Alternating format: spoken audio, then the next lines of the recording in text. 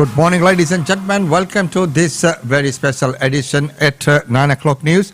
And don't forget that at 10 a.m. we'll have the travel updates with Tanvi Goyal of Oz India Travels. Once again, it's wonderful to have your company today on a bit of a cloudy day, 23 degrees right here in Brisbane, where we are streaming live to you. So from wherever you have joined, thank you so much for joining in.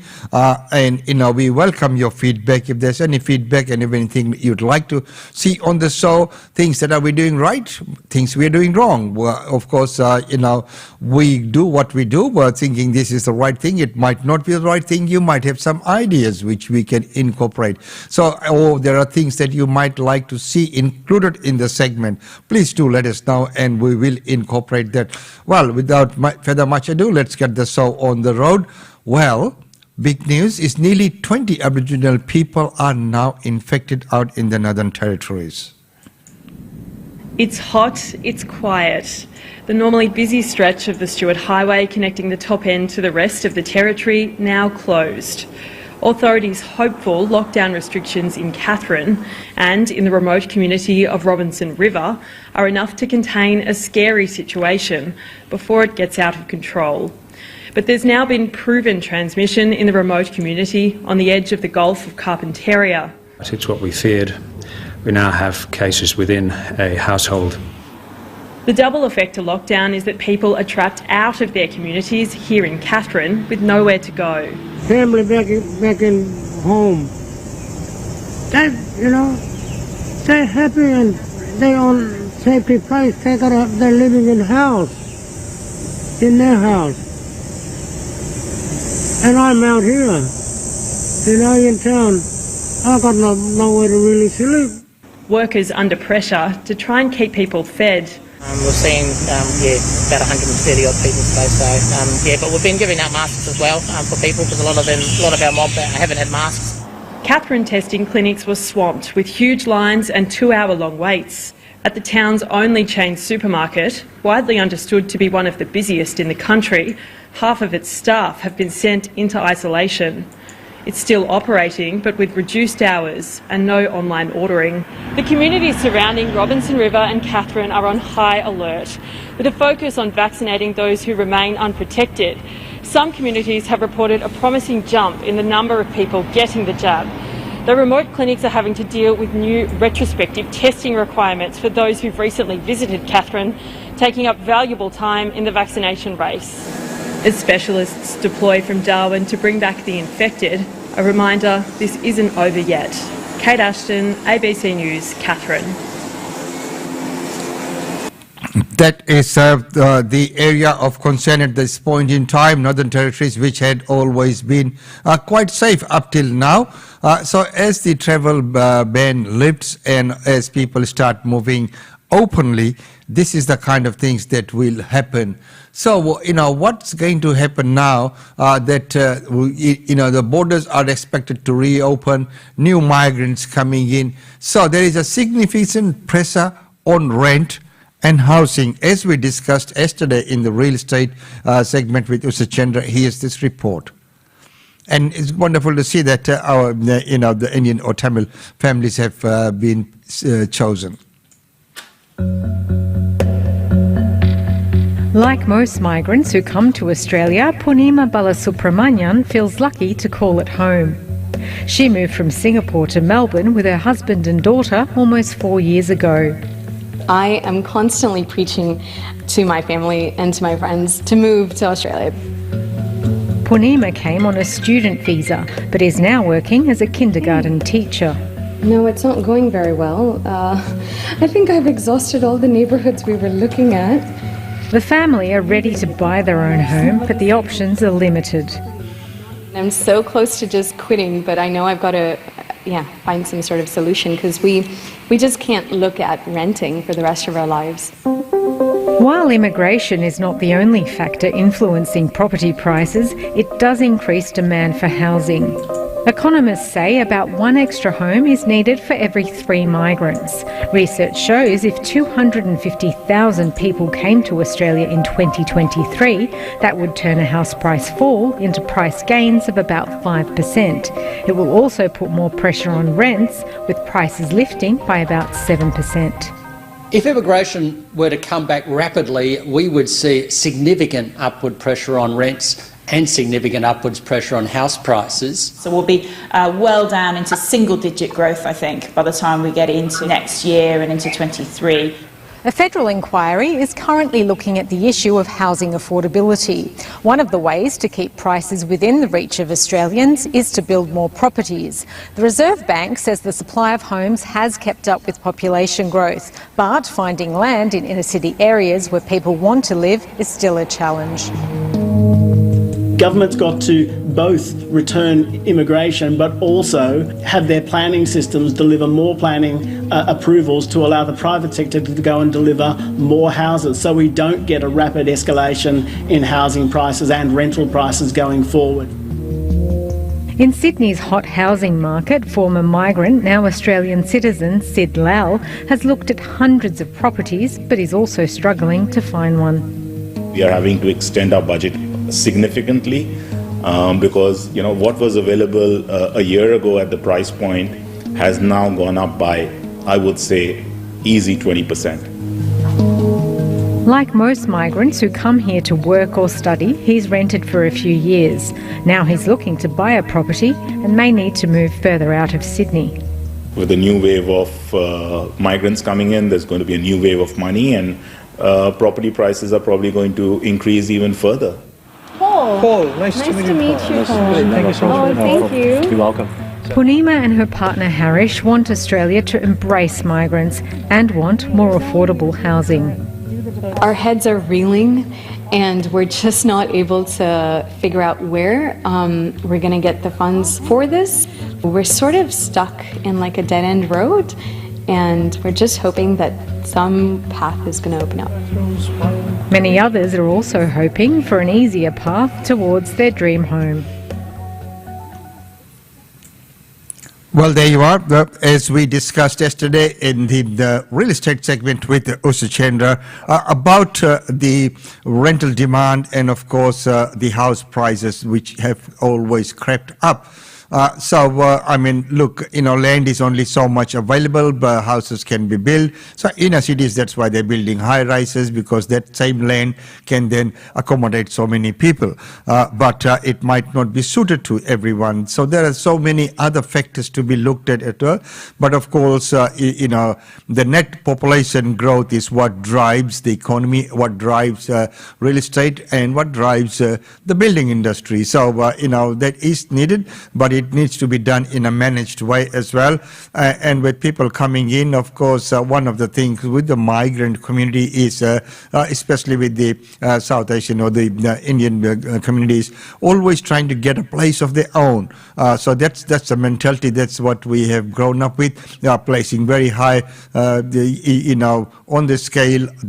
We put a very high value on education and our own properties. So these are some of the things that are entrenched in our community. Well, right now, moving on, let's go to our next news is, why do some Australians still not have reliable internet?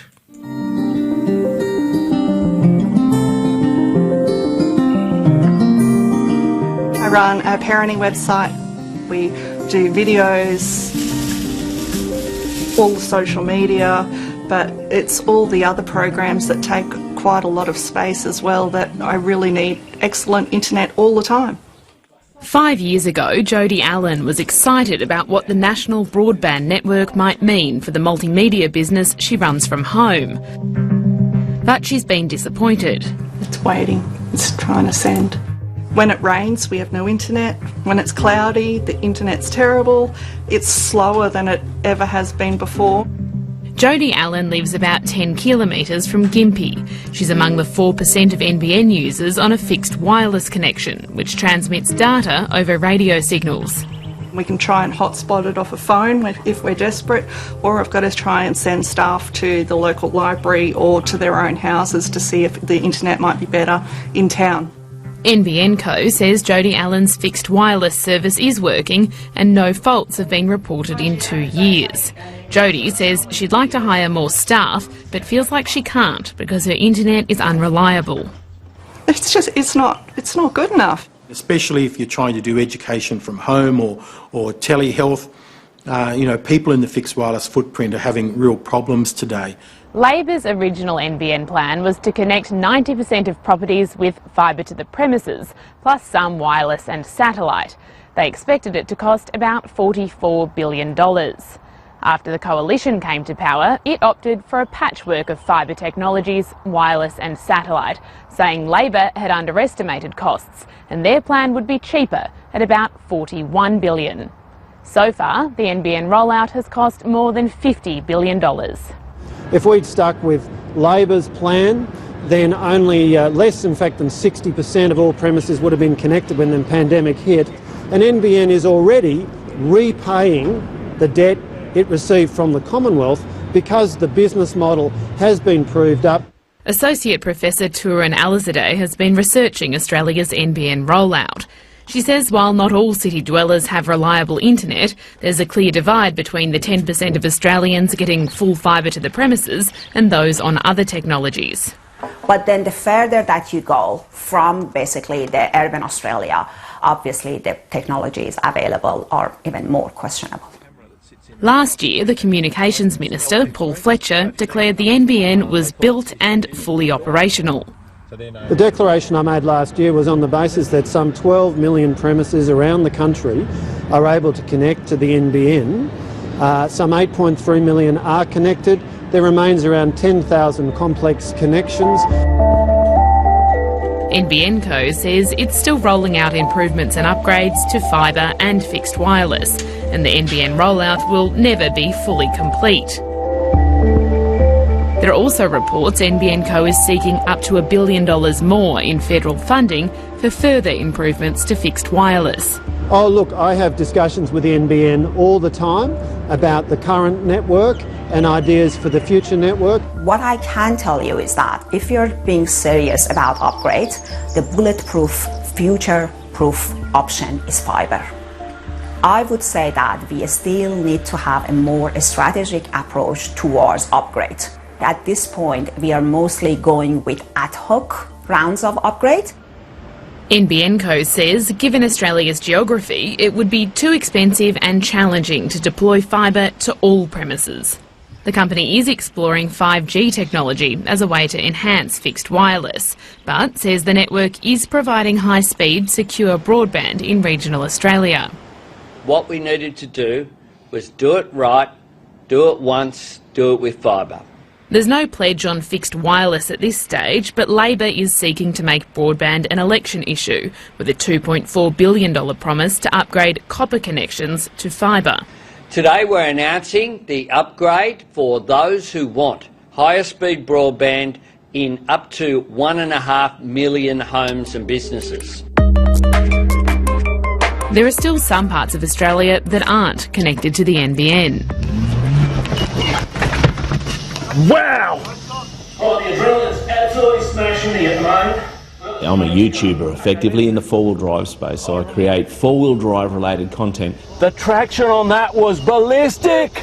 Matt Gillen and his wife run a small media business, creating commercials and videos. So internet is absolutely essential so that I can just upload videos, so I can download content. I can't work without internet. I don't know how else to put it. Matt Gillen lives in Middle Dural. It's just 40 minutes drive from the Sydney CBD, but they're still on ADSL, which is too slow for uploading content.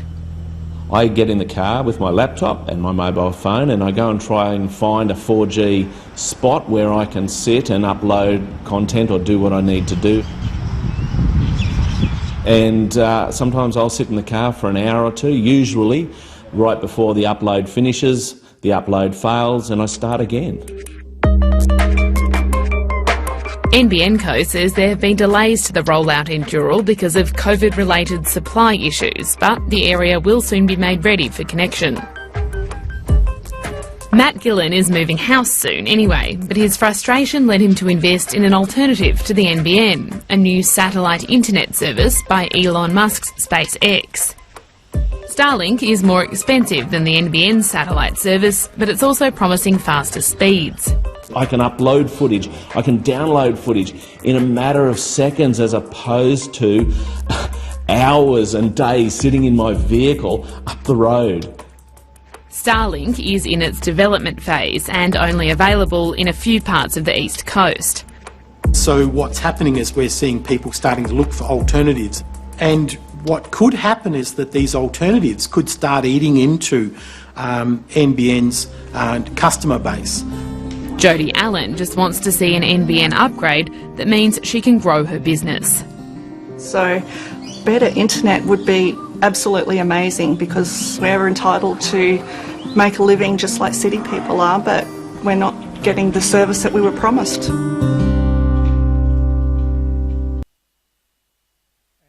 It's the problem, that is a problem which many people have. And of course, look at us, what we are doing. We heavily rely on internet. As simple as that. If we didn't have internet, you wouldn't be watching this channel right now, and we would not be able to stream. So the location of our studio and placing that, the research we had to do to find that we would have this kind of upload speeds that's required, not just the download, because downloading is okay, but we had to look at the upload speed, so that our online radio, the Australian Indian radio, could be streamed, and so many people who could log on without having the issue of buffering, which normally happens if the internet is not stable and not reliable. So that was the reason we chose the location where we chose, and it was so lucky it was right next to home. So it is wonderful, the technology, but again, we take it for granted. Many people are still out there who have not been able to connect to the NBN.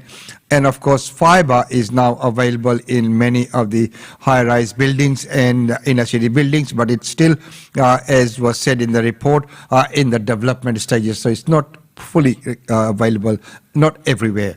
Well, right now, let's take a look at the flood situation in Forbes, as I think the residents now can go back safely. The town of Forbes in New South Wales Central West is holding its breath and hoping it's avoided major floods. Farmers just outside the city, though, haven't been so lucky. Phyllis Miller is Forbes Mayor. Mayor, how are things looking for Forbes right now? Well, Lee, they're looking a lot brighter than they were 24 hours ago. We're getting very close to our peak. We're sitting at 10.49 at Iron Bridge, and of course that is half a metre below what we're expecting, or a little bit more. And of course our lake system has only just started to get water flowing through it, and it's the danger for our CBD and our township. But I think we're going to dodge a bullet this time, and I'm very excited. You do have some rain coming on the weekend. How's that likely to affect things? We're not sure yet. We're all a bit sceptical about it. There is certainly some rain going to come, whether that is down in Forbes or up at the top end of the catchment, because our floods are very reliant on what goes into Wyangla Dam. So we're hoping to get some airspace by the weekend, which will stop those outflows increasing to any great capacity. What about farmers who are outside of the main part of town? They've been hit terribly. Our farming communities and their beautiful bumper crops, they're really, really getting washed off the map as we speak. It's so sad. A lot of harvesting hadn't been done. Canola had been harvested in the area, most of it, but we've got all our grain crops that are getting washed and damaged, and it's going to be very sad for our farming community. You're no stranger to bad floods out there. How does this one compare to the past? They're all different, amazingly. I've been there for the 12, 16 and this one, but I've been here since 74, so I've seen a lot of floods in my day. Not one of them have been the same. So it's all about being really prepared, which we've done. We had a scare a month ago, so we started sandbagging and preparing our community. So I I'm gobsmacked on what's happened here. The floods have gone around and, of course, they've hit crops and it's diverted the water back into the river. So that's a positive instead of it going into our lake system. All right, well, fingers crossed for you in the coming. So that is a positive, and it's good news that they have diverted the major. And as you mentioned, none of the floods have ever been the same. So they follow a slightly different pattern at all the time. So when we're talking about climate change and everything, Mother Nature has its own ways as well. Right now, it's time to go for a commercial break as we look at the message from our sponsors of this segment, which is GlobeNet Realty. You too could be a sponsor of any of the programs if you would like to. All you need to do is contact us and we can get you on board. GlobeNet Realty. GlobeNet Realty has been the longest established, trusted and respected agency in its trade area. Washa Chandra, Director of GlobeNet Realty, provides honest and ethical service to her customers. If you are thinking of investing in Brisbane real estate market, or if you are seeking professional property management, then you should contact Asha Chandra today on landline 3865 4466 or mobile 0419 775 416. And for further updates, log on to our website www.globenetralty.com.au. GlobeNet Realty is your own local real estate agency. Situated at Shop 52281 Sandgate Road, Boondall. GlobeNet Realty. Real estate is our world.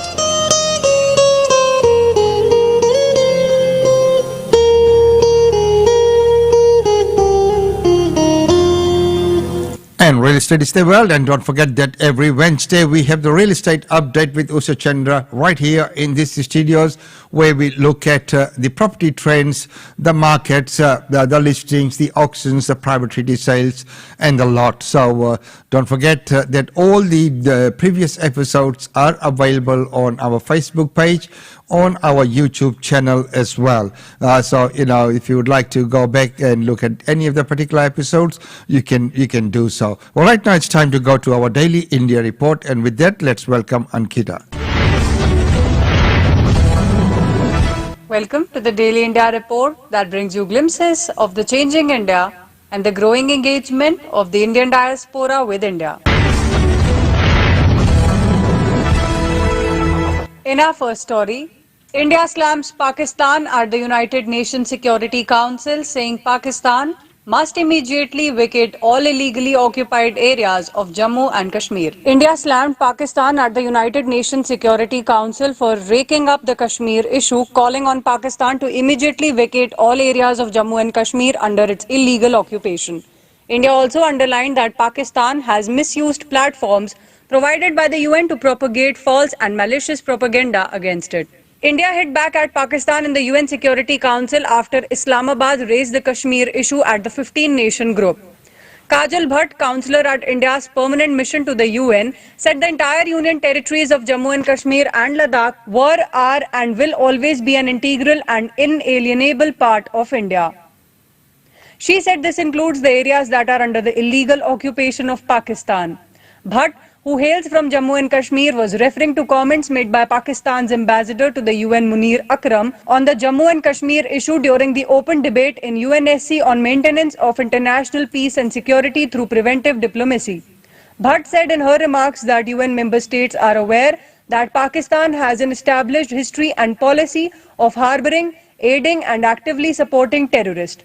She said that India desires normal neighbourly relations with all countries including Pakistan and is committed to addressing outstanding issues, if any, bilaterally and peacefully in accordance with the Simla Agreement and the Lahore Declaration.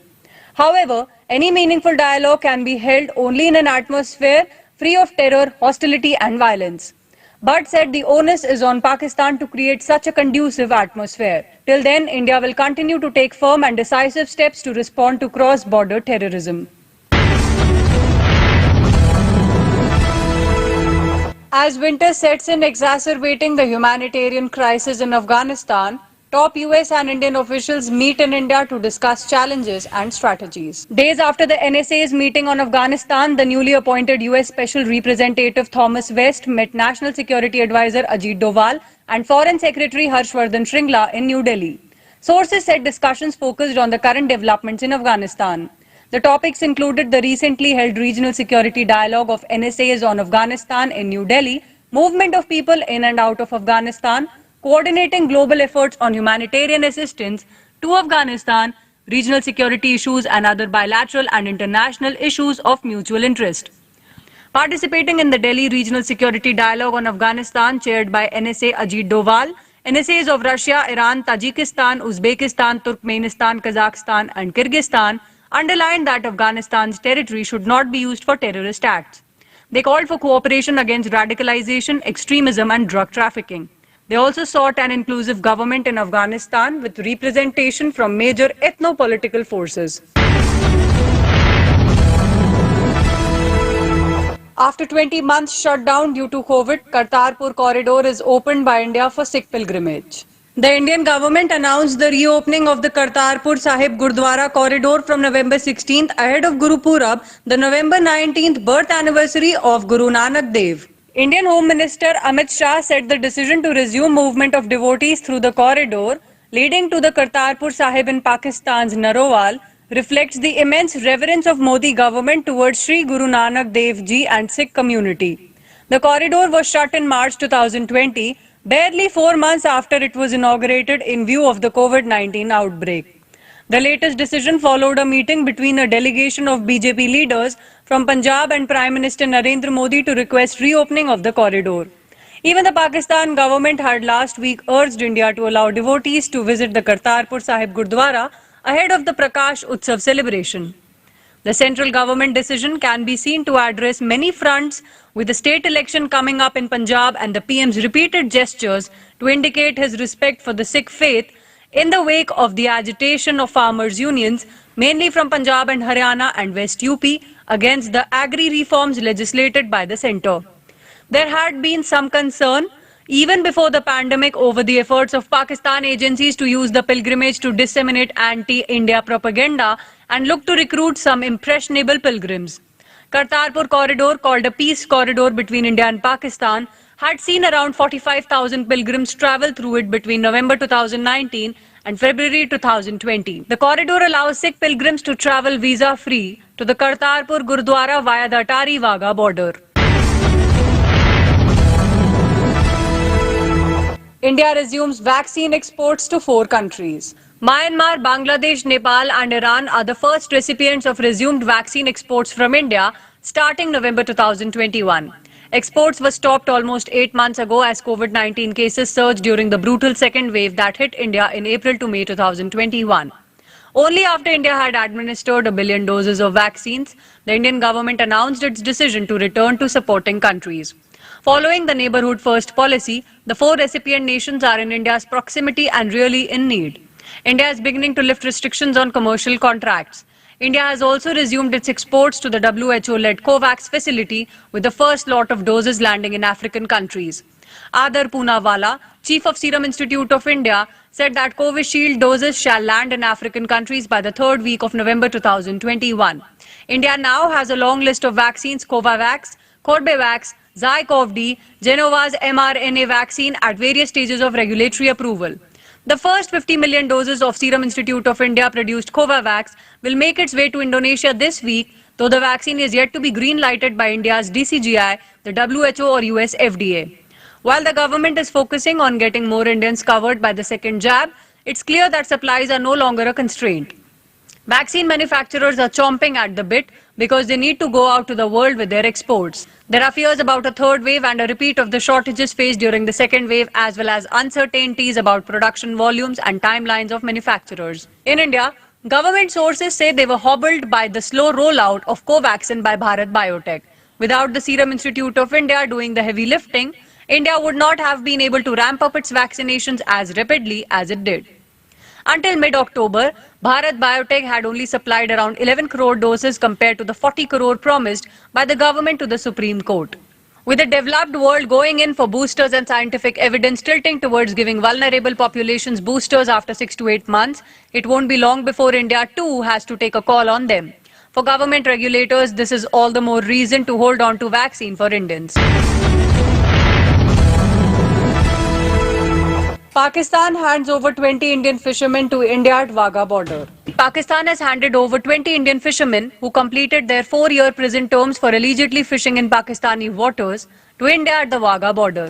The batch of 20 Indian fishermen who were released from the district prison and correctional facility Malir in Sindh province on November 14th arrived in Lahore on 15 November. The Edi Foundation received them in Lahore and provided them with food. They were taken to the Wagah border where they got through the immigration process and certain COVID-19 related tests.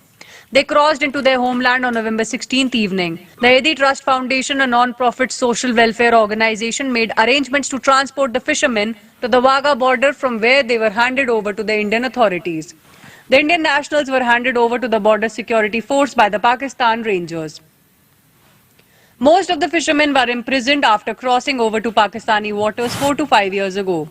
These 20 Indian fishermen were arrested by the Pakistan Maritime Security Force and handed over to the dock police for allegedly fishing illegally in Pakistani waters. The moment the fishermen crossed over to India, they bowed down their foreheads and kissed the Indian soil. The Pakistan government had also released 20 other Indian fishermen in 2020 and another batch of 100 Indian fishermen in April 2019 as a goodwill gesture. Fishermen from Pakistan and India usually end up in jails after they are arrested for fishing illegally in each other's territorial waters. A senior official of the NGO Pakistan Fishermen Forum said that due to the absence of a clear demarcation line in the coastal area of the Arabian Sea between the two countries, those fishermen who do not possess the modern-day navigation equipment mistakenly crossed the red lines and ended up in jails. US travel advisory lowers COVID risk on travel to India. The top US health body has issued a level 1 COVID-19 notice for Americans traveling to India, saying the risk of contracting the infection and developing serious symptoms may be lower if one is fully vaccinated. Separately, the US State Department issued level 2 and 3 travel advisories for India and Pakistan, saying while citizens are urged to reconsider travel to Pakistan due to terrorism and sectarian violence, those going to India must exercise increased caution due to crime and terrorism. The State Department also urged US citizens not to travel within 10 kilometers of the India-Pakistan border due to the potential for armed conflict. The new travel advisory issued on November 15th by the US Centers for Disease Control and Prevention of level 1, which is considered safe, came in the wake of the significant improvement in the COVID-19 situation in India. In August, the US eased its travel advisory for India, lowering it to level 2, moderate. Early this year, the US had put India in level 4, asking its citizens not to travel to India, which at that point of time was experiencing an unprecedented second wave of COVID-19. Bollywood fans are in for a big treat in January 2022. Yash Raj film says upcoming film Prithvi Raj is perhaps the biggest period drama ever made. Here's a look at the teaser. Official teaser of Akshay Kumar's upcoming film titled Prithvi Raj has been finally released on November 15th. In the teaser, Akshay is seen in the avatar of King Prithvi Raj Chauhan. He says, "I have lived for duty, I will die for duty." The actor is essaying the role of the legendary warrior who fought valiantly against the merciless invader Muhammad Ghori. The film is all set to hit the theatres on January 21st, 2022. The film is directed by Chandra Prakash Dwivedi and produced by Yash Raj Films. It is touted as the biggest historical drama produced by the production house. Former Miss World Manushi Chiller is making her Bollywood debut in the role of Sanyogita. Besides Akshay and Manushi, this film also stars Sanjay Dutt, Ashutosh Rana and Sonu Sood in the pivotal roles. That's all for this bulletin of Daily India Report. Thank you for watching.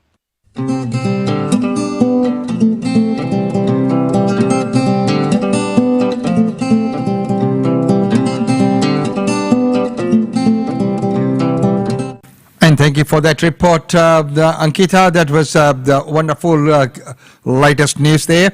Don't forget that next up we have the travel updates with Tanvi Goyal coming up at 10 a.m. We'd like to, see if you can join in on that one, because we have lots of updates on what can be done, where can you travel, and what sort of documents you would be required to have if you are traveling at this point in times, and what are the flights that are available, and what channels may be available to you, especially from Brisbane. There, even if you're going to India, there might not be direct flights from here. So all those are covered, and as we are heading into the holiday season. So with the holiday season, where can you travel? Is it advisable just to stay within your state, or can you go interstate, and what would that entail? So what kind of documents that would be required? What are the tests that would be required? What are the time limits on those? And of course, the tests that have to be done, they have to be in the proper format as well. And if you're traveling overseas, your passport needs to be recorded on your vaccine certificate. Lots of these things will be discussed at 10 a.m. with Tanvi Goyal of Oz India Travels. Looking forward to seeing you all then. Until then, it's goodbye from me from this segment.